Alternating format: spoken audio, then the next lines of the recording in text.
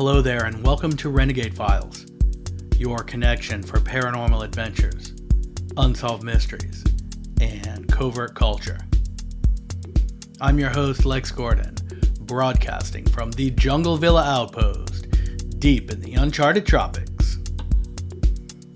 This is Renegade Files episode 138, Catcher in the Rye, Controversy and Conspiracy Theories.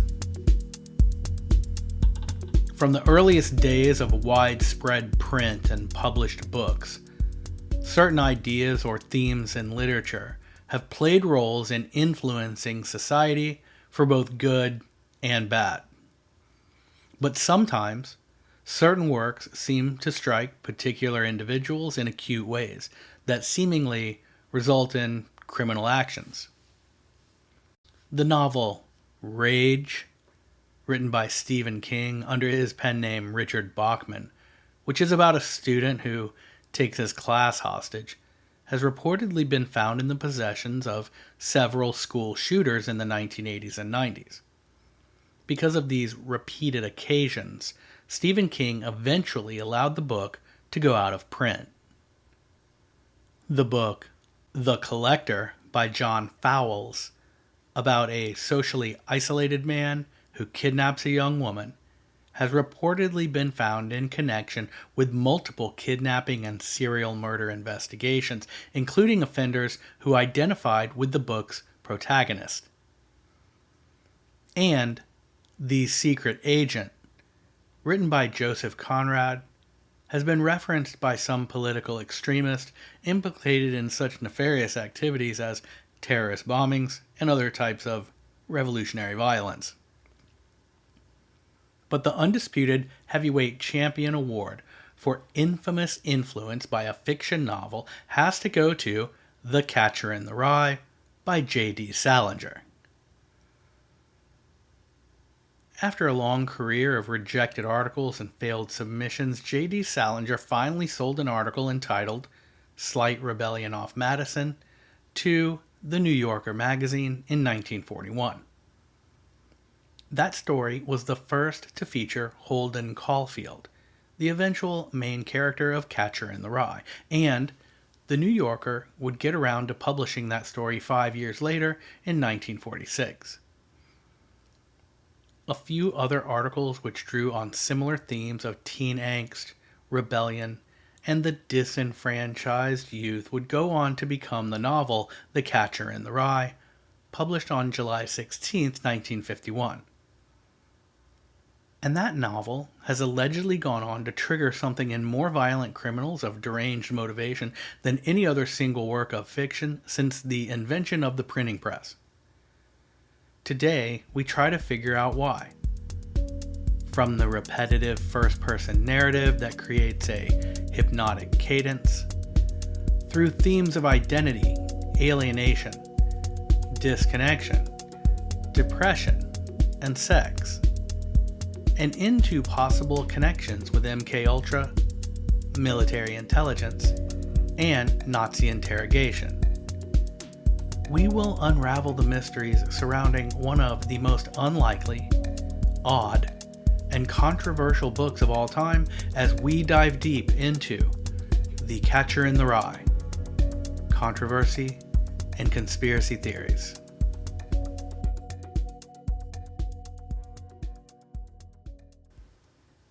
You can explore the Renegade Files universe at therenegadefiles.com, your one-stop shop for cool Renegade Files t-shirts and gear, bonus episodes, the RFA agency on Patreon, and more. Just visit therenegadefiles.com. Part 1. The Author. When I started to look into all of this for the episode, I had what could be called a typical media exposure to the idea that The Catcher in the Rye was connected in some vague ways to one or two violent criminals, and I had read here and there that the guy who shot John Lennon was obsessed with the book for some reason, but that was about all I knew. Then, as I started researching the subject, and, as is so often the case, rabbit hole. The first moment came when I began looking into author J.D. Salinger's bio, and almost immediately I read that he had a background in military intelligence and counterintelligence interrogation, and I was like, oh boy, here we go. Revelations like that make doing this show so fun. I'm constantly learning and making discoveries that, for whatever reason, go virtually unreported by the mainstream. So, to get this exploration going, let's first look into who J.D. Salinger was and how he ended up creating this book, which has been simultaneously one of the most banned books in some schools and one of the most often mandatory in others since 1951. J.D. Salinger was born in New York City on New Year's Day in 1919. He had an older sister, and his father was in the Manhattan kosher cheese business. While not a lot is known about the exact dealings of his father's business, it's safe to assume that he was fairly successful because we know that Salinger grew up on the West Side. Then the family moved to Park Avenue, where J.D. Salinger attended private school. He eventually attended high school at the Valley Forge Military Academy in Pennsylvania. He started writing stories. He was the literary editor of the class yearbook and was in the Glee Club, the Aviation Club, French Club, and the Non-Commissioned Officers Club, which is a student organization that focuses on leadership, community service, and military-related activities. These clubs aim to develop leadership skills and promote teamwork among students. Salinger entered New York University in 1936, but dropped out in about a year. He attended and quickly dropped out of another college in Pennsylvania, then went to Columbia, where he took a writing class taught by a man who was an editor at Story magazine, and who helped Salinger get his first stories published there. In early 1941, Salinger started submitting stories to The New Yorker, who rejected 7 submissions before accepting Slight Rebellion Off Madison, a Manhattan set story about a disaffected teenager named Holden Caulfield. But when Japan attacked Pearl Harbor that month, the story was rendered unpublishable. Salinger was devastated, but the story was eventually published in 1946 after the war ended. In the meantime, Salinger was drafted into the Army, where he was a counterintelligence agent, was present at Utah Beach on D-Day, and saw combat at the Battle of the Bulge and in the Battle of Hurtgen Forest. During the campaign from Normandy into Germany, Salinger arranged to meet Ernest Hemingway, a writer who had influenced him and was then working as a war correspondent in Paris. Salinger was impressed with Hemingway's friendliness and modesty. This is remarkable because here we have not only Salinger working directly in the Army intelligence and counterintelligence apparatus, but also meeting with Ernest Hemingway, who we know had deep connections with both U.S. military intelligence and the CIA, particularly through his involvement with the Office of Strategic Services, the OSS, during World War II. Hemingway participated in various espionage activities, including gathering intelligence while reporting on conflicts like the Spanish Civil War and World War II. Hemingway also patrolled the Caribbean around Cuba, ostensibly looking for German U-boats, but no harm in dragging a few marlin baits behind the Pilar while doing so, especially when the military is paying for the fuel. Hemingway's name also comes up in conversations about the search for Atlantis in that same area, and his brother, Les Hemingway, even tried to use an old wartime law to build his own private island country in the area, which he actually named New Atlantis. And which we covered extensively in Renegade Files episode 69, Finding Atlantis, Plato, Hemingway, and Epstein's Satanism, where we tied together a strange web of bedfellows. Give that one a listen for sure. That's episode 69, Finding Atlantis, Plato, Hemingway, and Epstein's Satanism. It's great fun. As far as J.D. Salinger and Hemingway, while from the outside it might seem that this was simply a matter of an aspiring writer working it out to meet a successful author he admired, as we start to build a picture of Salinger's military intelligence background, however, a meeting with another writer who we know was an intelligence asset begins to seem like more than a coincidence. We know that Salinger and Hemingway corresponded for some time after their meeting. Salinger was later assigned to a counterintelligence unit known as the Ritchie Boys, in which he interrogated prisoners of war. We know that the Army would be more interested in the higher-ups than the foot soldiers, and in Nazi officials who could give them valuable intelligence as well as advantages in both combat and other operations. So it's very likely that this would have put Salinger into contact with Nazi officials who were involved in both psychological warfare and mind control.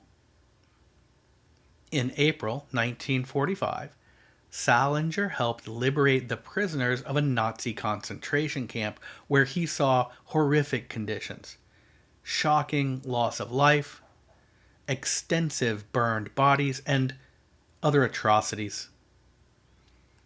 This and other wartime experiences affected him emotionally, and when the war ended, he committed himself for a few weeks to a psychological help center at a civilian hospital in Nuremberg because he didn't want to go to a military facility and risk being sent home with an official Army psychological discharge. With Germany defeated, Salinger signed up for a 6-month period of what was called denazification duty in Germany for the Counterintelligence Corps.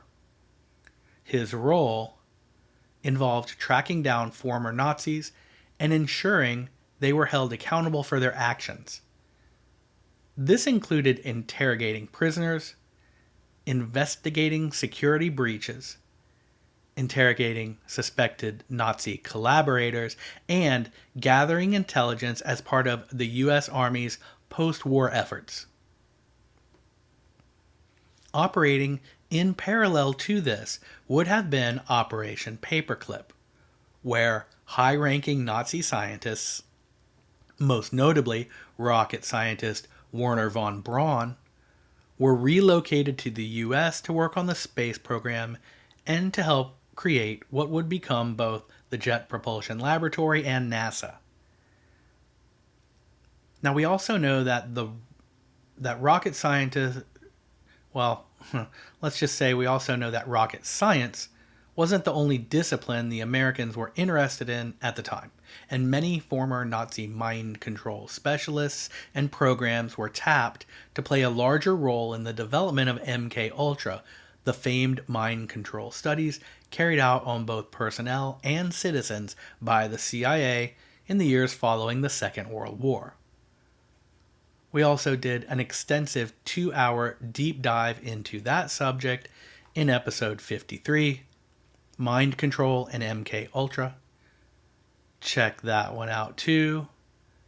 To pardon the pun, but have your mind blown. That's episode 53, Mind Control and MK-Ultra. So, this brief biography of J.D. Salinger sets the stage. He was an aspiring writer from what seems to have been a successful Manhattan family. He worked in military intelligence during the war. He knew and corresponded with known CIA asset Ernest Hemingway. He participated in interrogating and tracking down Nazis after the war, and he worked to denazify a defeated Germany through the Counterintelligence Corps. The extensive shuffling around of Nazis that Salinger was a part of was happening at the same time and in the same locations as Operation Paperclip, which directly imported Nazi scientists into the US to build not only the American space program, but MK Ultra. All of this is conspiracy fact, and not conspiracy theory. And this is the man who would go on to write a best-selling book that has sold 65 million copies and allegedly been used to awaken sleeper assassins, influence stalker murderers, and nearly end a president's life. Adding to the mystery, J.D. Salinger, despite living until 2010, never wrote another successful book.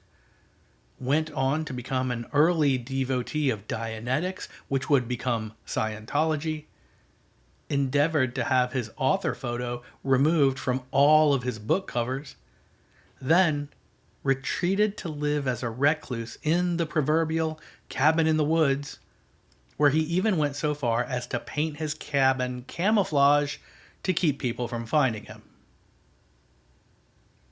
Part 2. The Killer Connections. The earliest alleged connection between the Catcher in the Rye and a major crime involves the assassination of President John F. Kennedy on November 22, 1963. A copy of the novel was found among Lee Harvey Oswald's possessions in his Dallas rooming house, and therefore became part of the overall items collected in the ensuing investigation.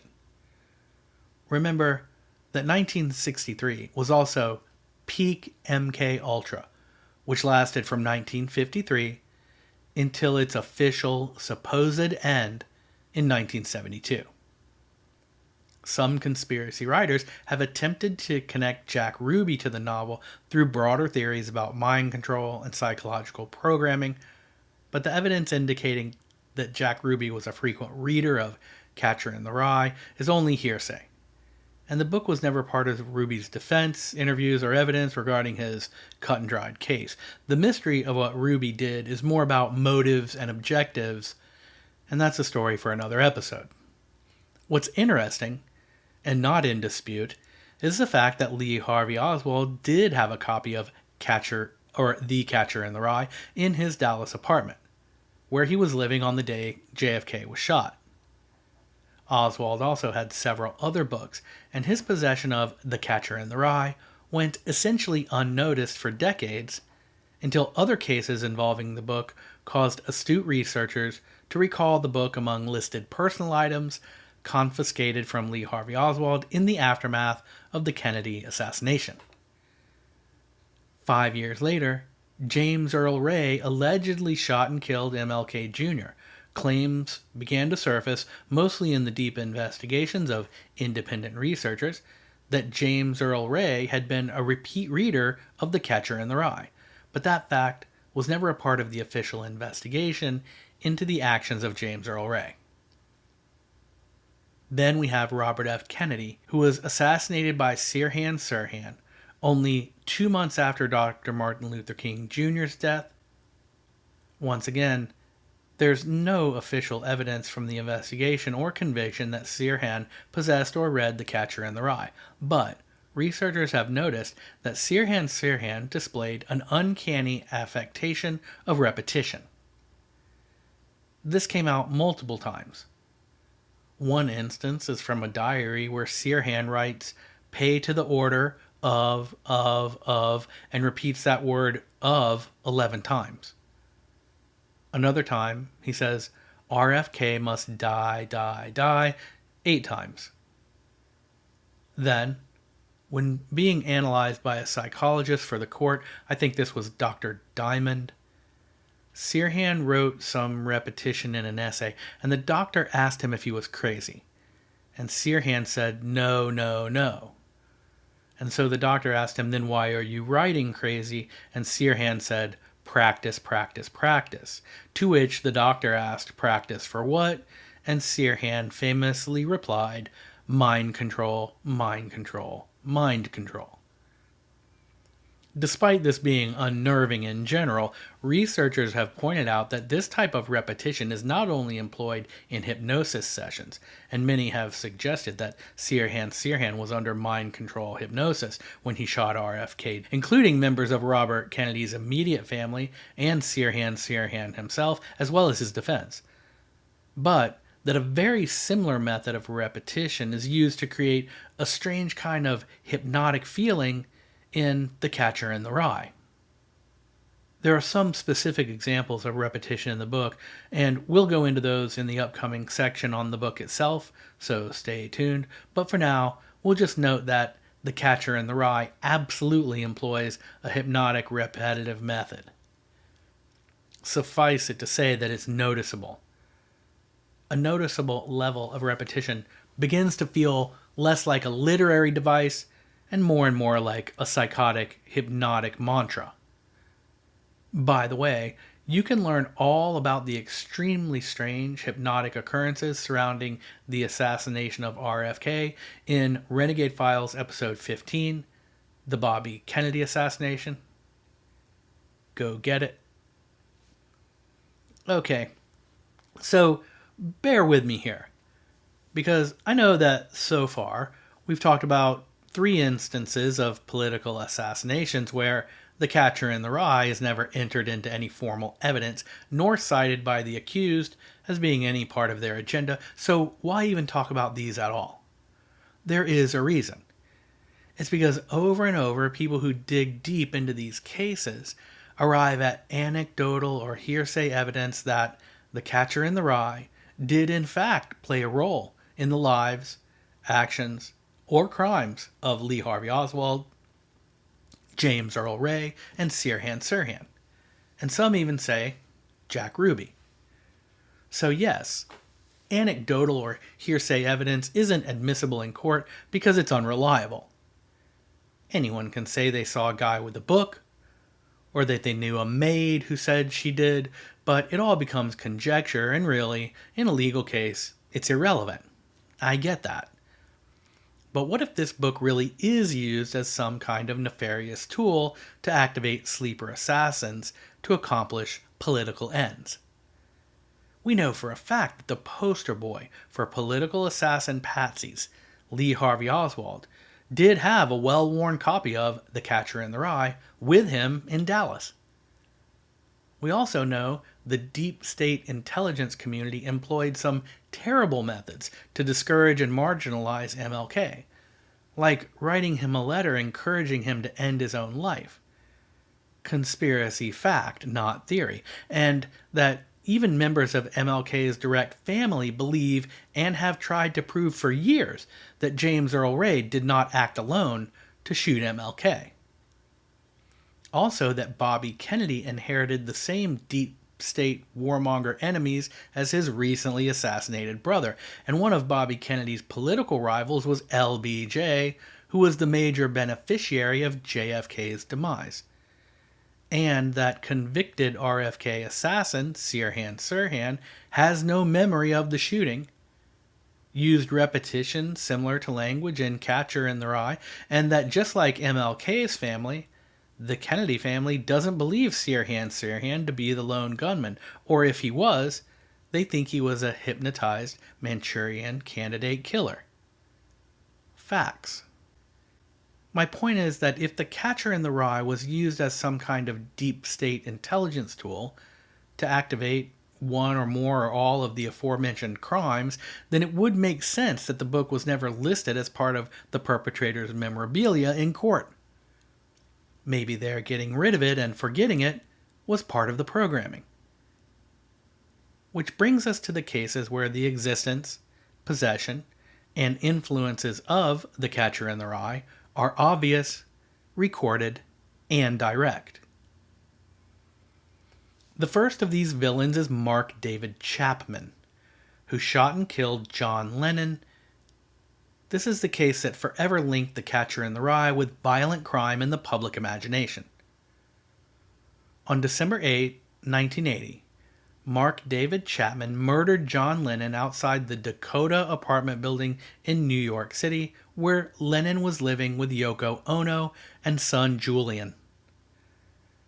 After the shooting, Chapman calmly sat down, read The Catcher in the Rye, and wrote inside his copy, quote, "This is my statement," signing it Holden Caulfield, who is both the main character in the book and a persona that Chapman had fully internalized and adopted, and he told police that the book was his statement when he was arrested and booked. Chapman repeatedly claimed he identified deeply with Holden's hatred of phonies.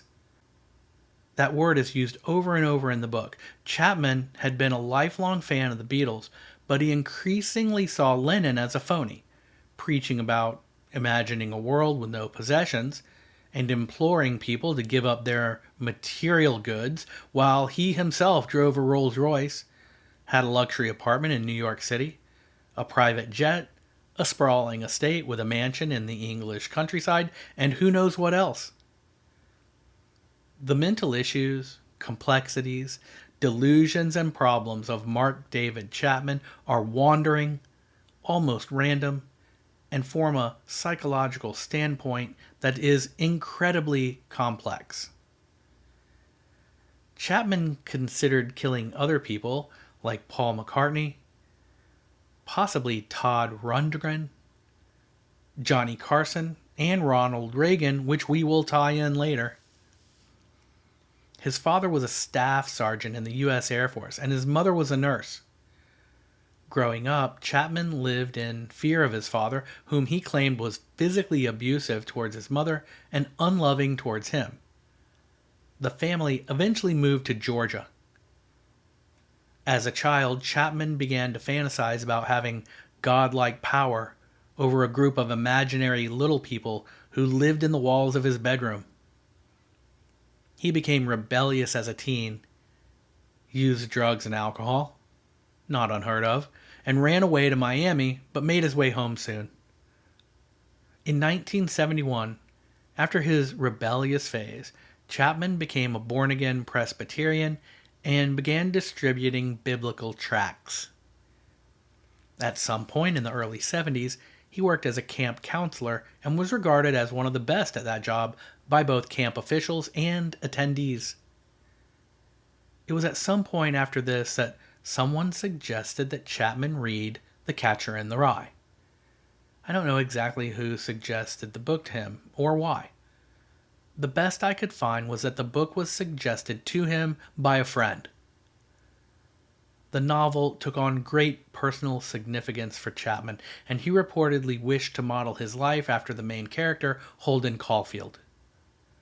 After high school, Chapman moved to Chicago and played guitar in churches and Christian night spots. After that, he worked successfully for World Vision, a Christian humanitarian group that helped with Vietnamese refugees at a resettlement camp in Arkansas. They also did things all around the world. Chapman traveled to Lebanon for the same work with the same group. He was named an area coordinator and a key aide to program director David Moore. Chapman accompanied Moore to meetings with government officials, and at one meeting, Chapman shook President Gerald Ford's hand. He went to a college in Georgia, became overwhelmed with guilt after cheating on his girlfriend, dropped out, and began having suicidal thoughts. In 1977, he impulsively spent his life savings to relocate to Hawaii, where he attempted suicide by carbon monoxide asphyxiation, but failed when the tailpipe apparatus melted and a mysterious Japanese fisherman awoke him and then disappeared. Mark David Chapman believed the fisherman to have been an angel sent by God to save him. Now, on its own, this isn't terribly unheard of. But in 1978, Chapman embarked on a 6-week trip around the world, inspired by the film Around the World in 80 Days. He visited 12 countries and ended with a visit to his family in Atlanta, and then married his travel agent, Gloria Abe, in 1972. He bounced between a few jobs, ended up as a security guard, and started drinking heavily to cope with his depression, which is never a good remedy, alcohol being a depressant and all. As his psychological state worsened, Chapman developed a series of obsessions including artwork and a renewed focus on The Catcher in the Rye. In September 1980, he wrote a letter to a friend, Linda Irish, in which he stated, quote, "I'm going nuts." He signed the letter, The Catcher in the Rye. Chapman had no criminal convictions at this point. According to his wife Gloria, Chapman was mad that Lennon would preach minimalism and poverty and yet have millions. He read a biography of Lennon called John Lennon, One Day at a Time by Anthony Fawcett, which chronicled Lennon's lavish lifestyle.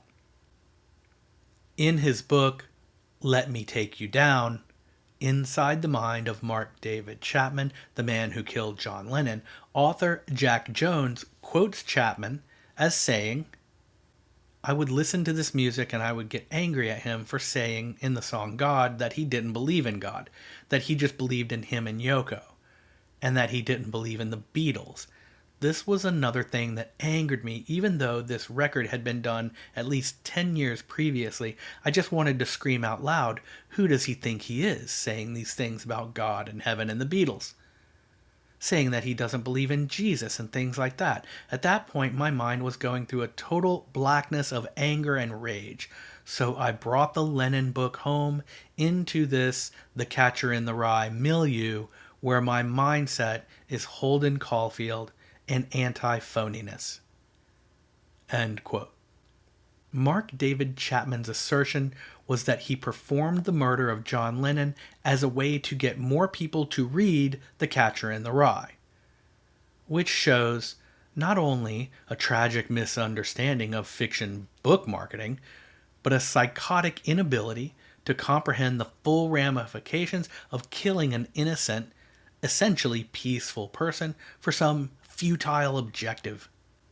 Then you get into the whole thing about John Lennon being a threat to the establishment. He was particularly viewed as such by President Nixon's administration, which attempted to have him deported due to his political activism and anti-war stance. The FBI closely monitored Lennon, amassing a file of over 400 pages on his activities and beliefs. According to USHistory.com, as Richard Nixon prepared to run for re-election in 1972, John Lennon began to plan a U.S. tour to encourage young Americans to register to vote against Nixon and the war in Vietnam. FOIA documents released in 1997 revealed that when Nixon's administration learned about Lennon's plan, officials within the U.S. Immigration and Nationalization Service opened a formal deportation case against Lennon, hoping it would keep him out of the country long enough for Nixon to get reelected. Nixon's administration succeeded, and Lennon's tour never happened. Instead, the U.S. government temporarily barred him from entering the country while simultaneously antagonizing him and violating his privacy in the process. Many researchers have suggested that if an administration would do that to keep someone from rocking the vote, then they might resort to more drastic measures if they believed the stakes were higher. All of this is speculation, of course, but Lennon was gunned down. And all of the bizarre Catcher in the Rye business that came from the killer in the aftermath has only added to the speculations. More than a dozen psychologists and psychiatrists interviewed Chapman in the 6 months before his trial, 3 for the prosecution, 6 for the defense, and several more on behalf of the court. All 6 experts concluded that Chapman was psychotic. 5 diagnosed him with paranoid schizophrenia, while the 6th felt that his symptoms were more consistent with manic depression. It's possible that he had all of this. The 3 prosecution experts felt his delusions fell short of psychosis and instead diagnosed various personality disorders. The court-appointed experts concurred with the prosecution that he was delusional yet competent to stand trial.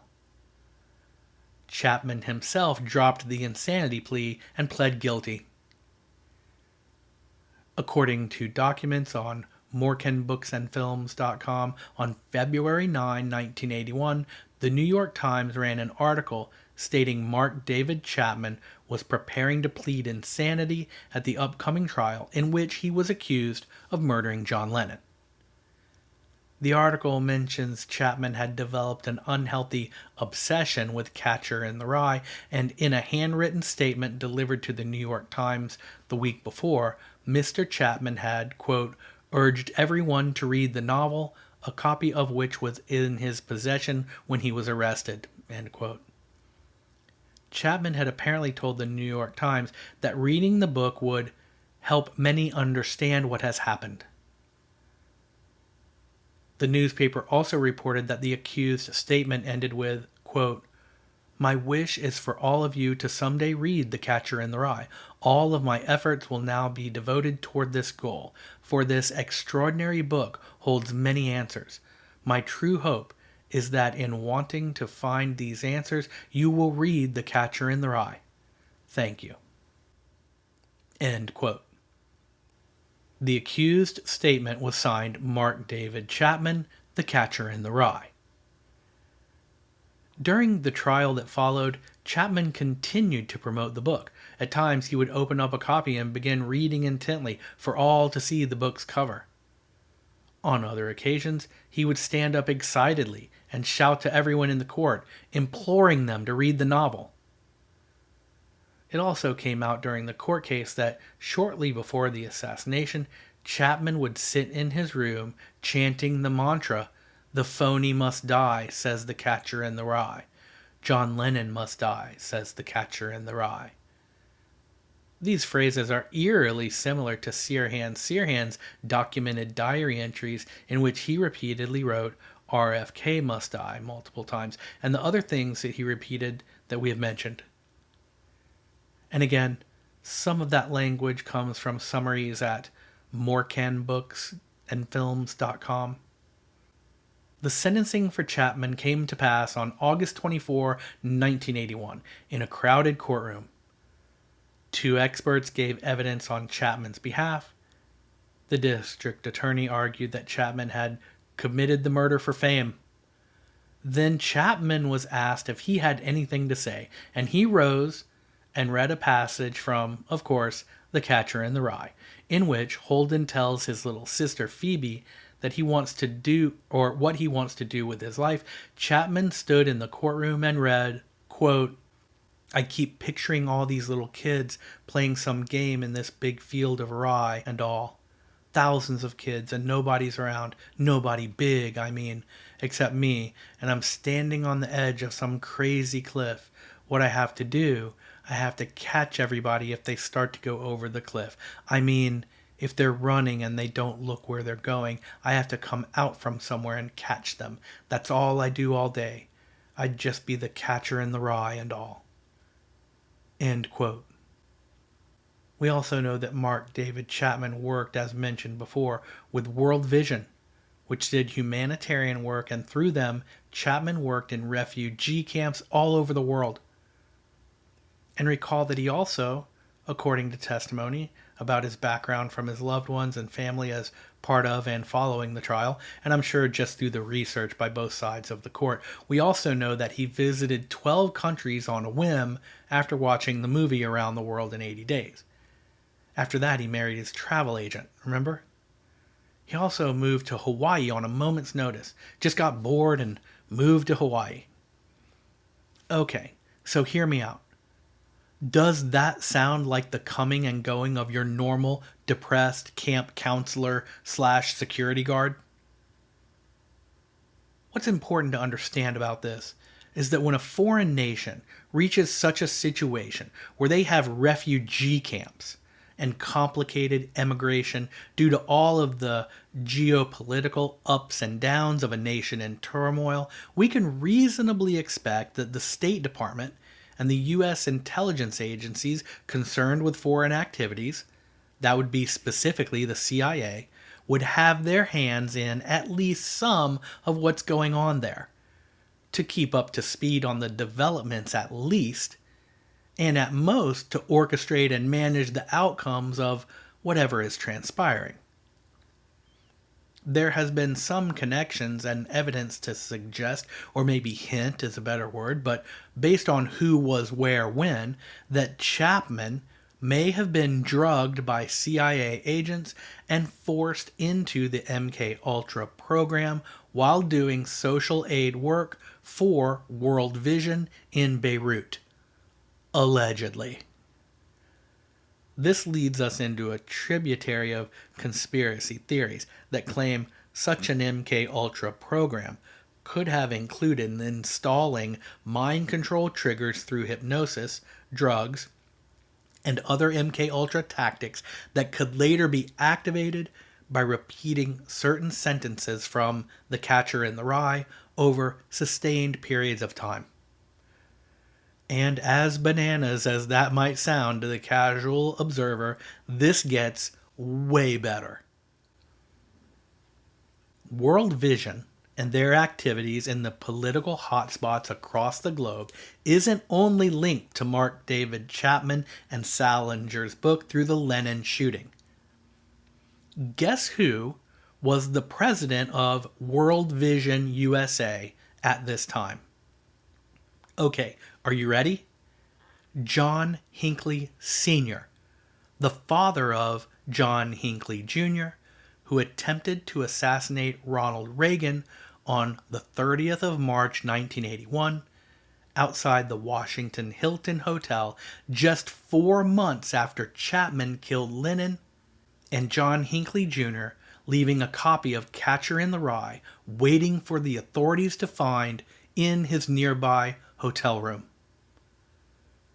Hinckley Sr., the gunman's father, who was also a multi-millionaire Texas oil man and president and chairman of the independent oil and gas exploration firm Vanderbilt Energy Corporation.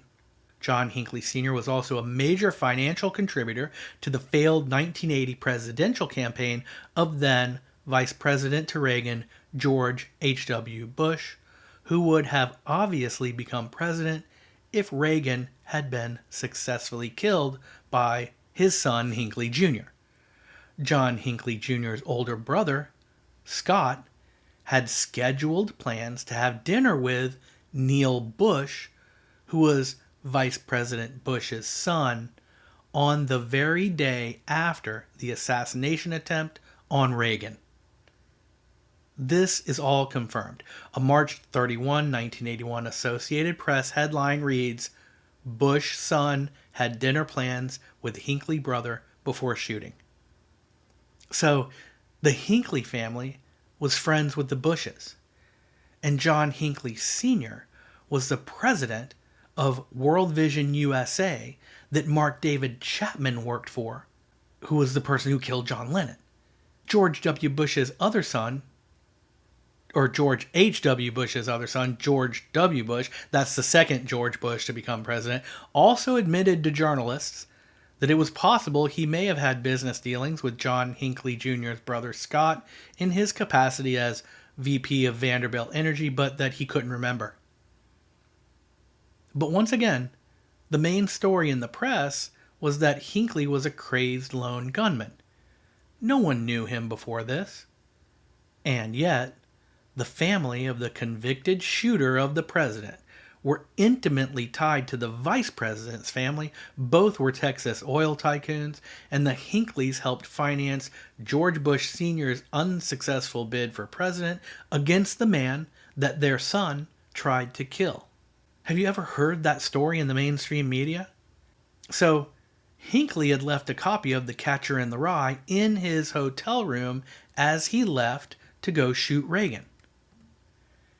He was also reportedly obsessed with the Scorsese film Taxi Driver. The main character in Taxi Driver, Travis Bickle, was no doubt influenced at least in part by Holden Caulfield. Both are disgruntled, depressed loners with violent thoughts. We know that Hinckley was obsessed with Jodie Foster, who was also in Taxi Driver, playing a prostitute. The Travis Bickle character tries to save her from that life in the same way that Holden Caulfield fantasizes about saving all the kids in the world from the phoniness of adulthood. John Hinckley Jr. also wrote letters to Charles Manson, who some align with MKUltra programming because it's claimed that Manson visited the same hypnotherapist as Sirhan, that's Dr. Jolyon West. West also treated Jack Ruby and Patty Hearst. You can learn all about Patty Hearst in our last episode, Stockholm Syndrome, Loving the Enemy, episode 137. It's just one back. Rewind and check it out. This brings us to the final alumnus in the Catcher in the Rye School of Assassins, Robert John Bardo. Robert John Bardo, born 2 January 1970, is serving life imprisonment without parole after being convicted of murdering American actress and model Rebecca Schaeffer in 1989, whom he had stalked for 3 years. His father was in the Air Force. Bardo was institutionalized at 15 for a month to treat emotional problems. He dropped out of high school. Prior to Schaeffer's murder, Bardo had been arrested 3 times on charges that included domestic violence and disorderly conduct. His neighbors said he exhibited unexplained, strange, and threatening behavior toward them. Bardo had stalked a few other pop stars, but nothing ever came of them, and he seemed to slowly lose interest. Bardo paid a detective agency to find Rebecca Schaeffer's Fairfax area, LA address. The whole aftermath of that resulted in legislation which protects people's address on their driver's license from just being found by anyone at the DMV. So Bardo knocked on her door, that's Schaeffer's door. She opened it because she was expecting a script to be delivered, and Bardo essentially berated her over her less than ladylike performance in a recent movie. He left, and an hour later he returned with a gun his brother had bought for him because Bardo was not yet 21. He knocked on her door, and this time he shot her when she opened it. Bardo had carried a red paperback copy of The Catcher in the Rye with him when he murdered Schaeffer, which he tossed onto the roof of a building as he fled the scene. Unlike Mark David Chapman, we don't know a lot about Robert John Bardo's relationship to the book. He has never spoken about it beyond saying it was a coincidence that he had it and that he wasn't trying to copy Chapman. Maybe he wasn't trying to copy Chapman, but he just happened to have that book with him when he went to gun down an actress he was stalking. We may never know the connections between Bardo and Catcher, and if we did, would we ever really understand it all? Remember to get all things Renegade Files at therenegadefiles.com, your one-stop shop for merch, bonus episodes, the RFA agency on Patreon, and more. Just visit therenegadefiles.com. Part 3. The book itself. The Catcher in the Rye is a first-person narrative fiction novel published in 1951 by J.D. Salinger. It has sold 65 million copies, and since publication, it has, at times, been both banned and mandatory reading in schools across the U.S. The main character and narrator is a 16-year-old boy named Holden Caulfield, who has been kicked out of a fancy prep school. His viewpoint is highly subjective and beset by recurring ideas that repeat in the subtext of his thoughts, such as his younger brother Allie's death, seeing the death by suicide of a dorm mate at his previous school, and his own discomfort with adult sexuality. He's also preoccupied with the double standards and falsehoods of the adults who populate the world around him, and he calls these people phonies. His overall negative disposition places him under constant pressure and drives him toward a mental health crisis. Holden is highly idealistic, and this generates disdain for people he sees as less than virtuous. This is an exact parallel to the Travis Bickle character in Taxi Driver. However, Holden Caulfield is also empathetic, and he sometimes pauses the narration to tell a story that humanizes someone that he has criticized. That's the short and sweet version of the book. The story is rambling at best. And at this point, it's dated for a number of reasons, mainly that it was written in a contemporary setting in the early 1950s. That's obvious. This brings up a point which is one issue I thought of, and this is totally my personal opinion. But one problem with using The Catcher in the Rye as a sleeper assassin trigger mechanism is that you would actually have to come up with some clever way to get the person to actually endure the task of reading The Catcher in the Rye.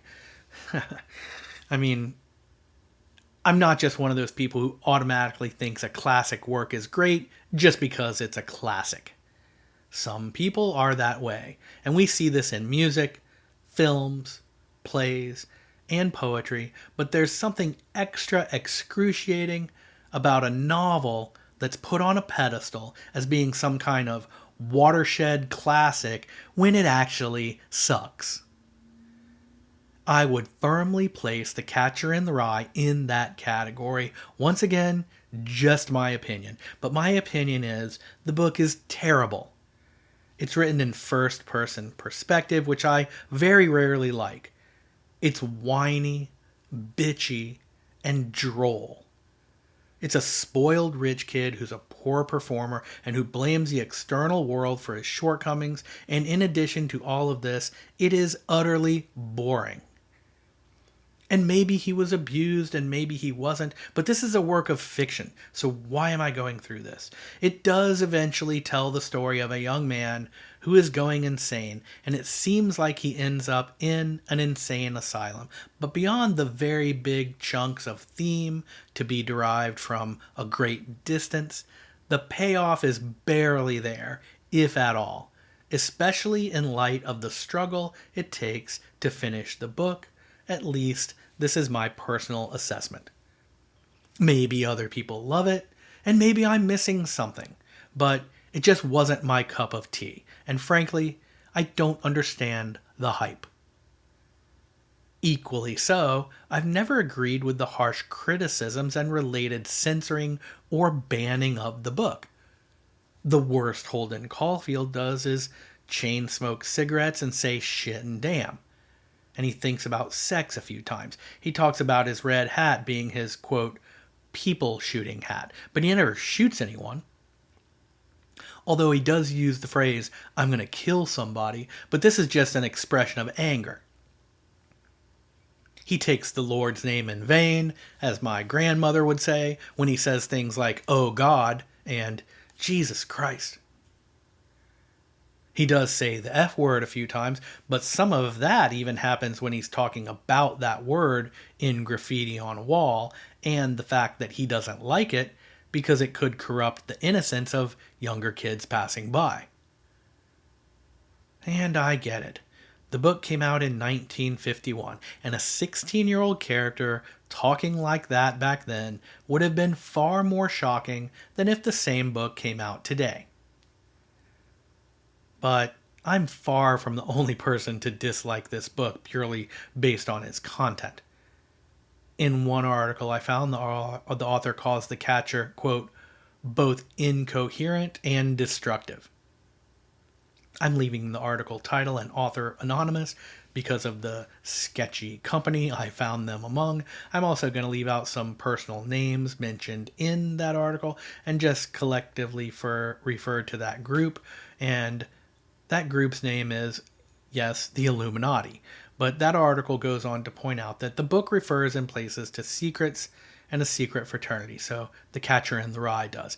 The article deduces that the secret fraternity is the Illuminati because one of Holden Caulfield's teachers tells him, while criticizing his homework, that, quote, we studied the Egyptians from November 4th to December 2nd. So the author calculated this amount of time as 28 days, which he contends is the same amount required between when a new candidate enters the Illuminati as an apprentice and is allowed to become the real deal.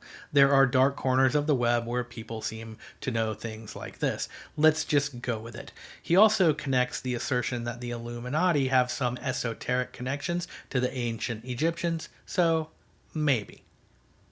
The same article goes on to great length and connects other Illuminati milestones and rules and rights to language in the book. For example, when Holden Caulfield mentions the fact that he calls his red hat his people shooting hat, in the dialogue here, quote, "He took another look at my hat while he was cleaning them.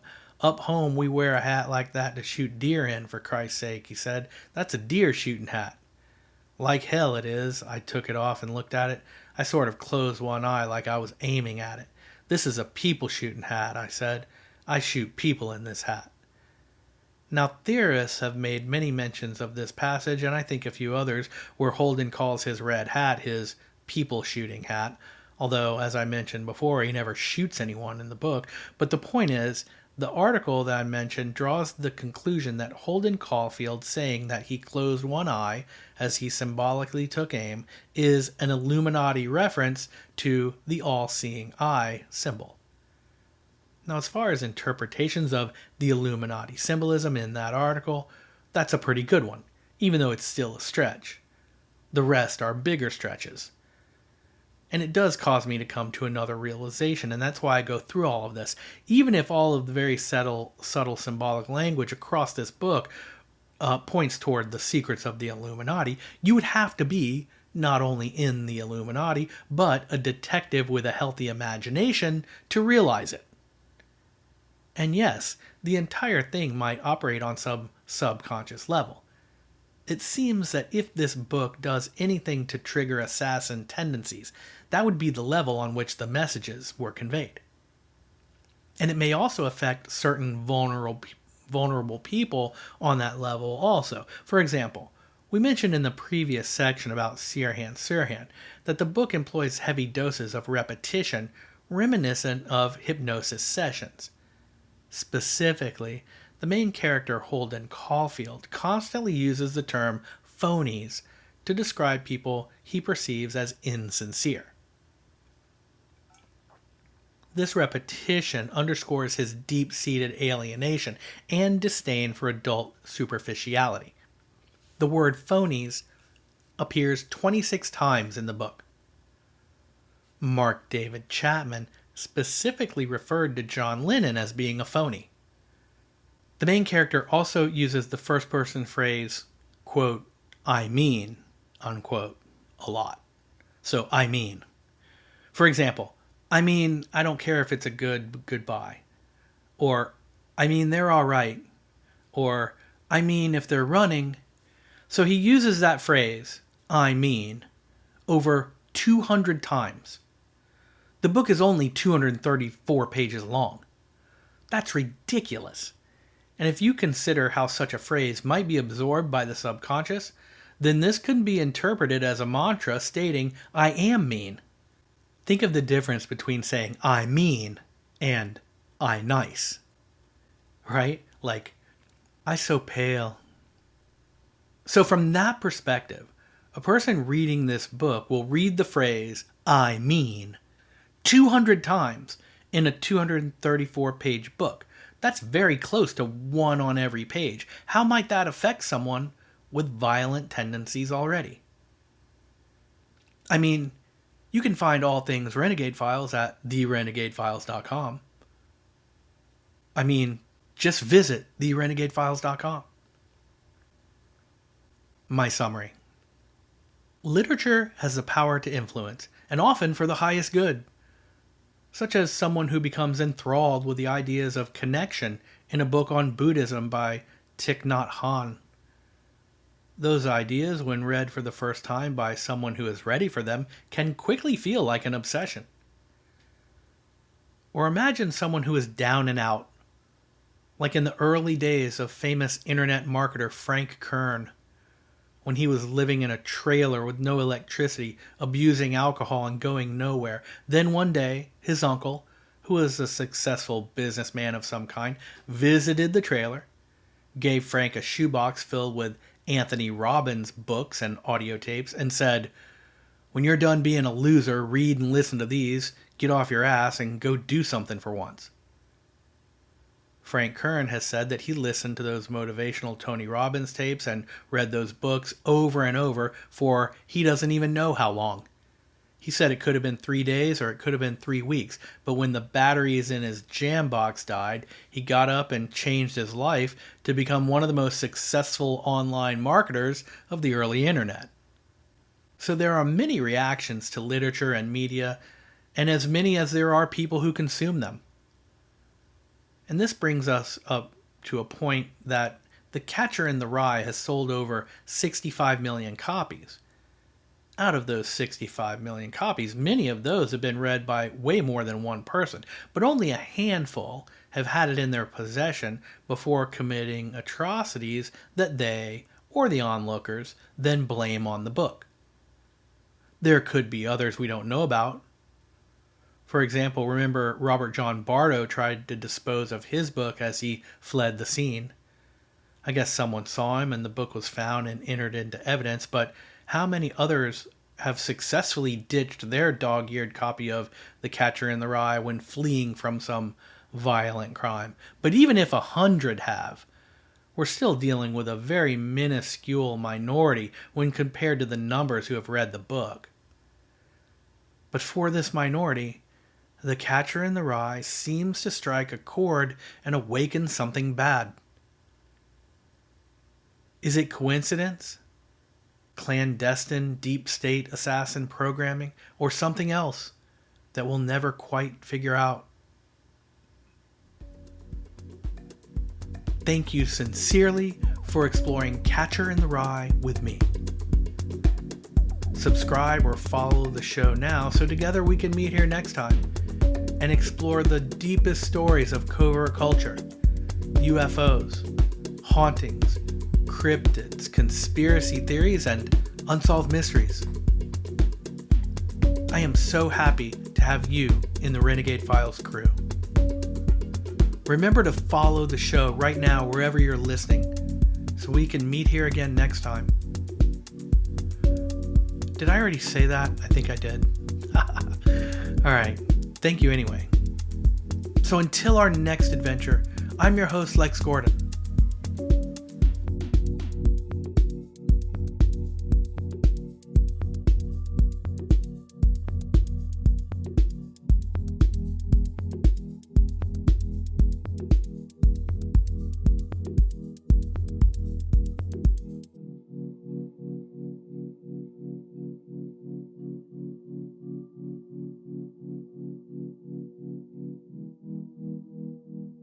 Stay wild, outlaw child.